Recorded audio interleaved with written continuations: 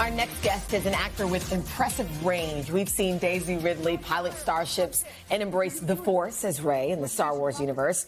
And she was on board the infamous locomotive in the 2017 film Murder on the Orient Express. Well, now Daisy stars in the new film Magpie. She plays Annette, a mom left home alone with her newborn while her husband chaperones their daughter, an aspiring actress, on a big movie set. Oh, and his wandering eye drives Annette closer to the edge of her patience. Zoe said he came on to her at his second book launch. Probably needed an ego boost after all those reviews and all those research trips. I mean, please. So all I want to say is that you are well out of that.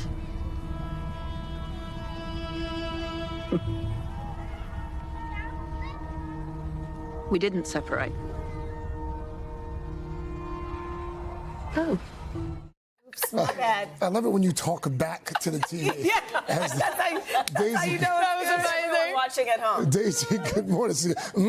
Oh no. I mean, so we don't want to give away too much, but this story is a wild ride, and the thing about it is it comes from you and your husband. This comes from your brains. Yes. What were those initial conversations like? The initial conversations were, I just had this idea and told him about it, and I had already read some of his scripts, which are beautiful. He's an amazing writer, and was like, do you think we could do this? And it was one of those things that as things picked up steam pretty quickly, and it's so surreal that it's coming out this Friday. It's so bonkers. But it was really an amazing working experience. Well, don't worry, we're not going to spoil anything here, but there is a huge twist in the film. Who came up with the reveal? And then is it, hard to pull off something like that? Was it fun? We knew we wanted that real genre twist moment, but that is really credit to Tom. There are so many layers. There was, what the audience is watching. There are so many things about the lines between what's real and what's not.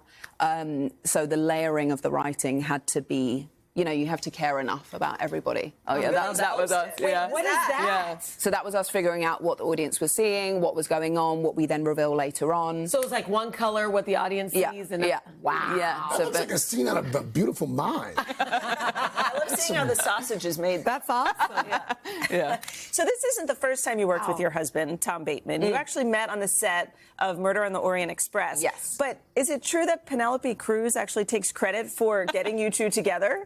Well, sort of, yes, yeah. I mean, we were just best friends, and then there was a day where Penelope said something to me, and I thought, oh my gosh. And you looked at him differently? Yeah, I guess. And it was one of those things that was sort of a joke, but because my agent represents her, she was like, oh yeah, she takes credit. Well, what do you know? The agent driving it. Big surprise. I love that. So listen, you've been in a ton of action films, and you're both so strong. You work out hard.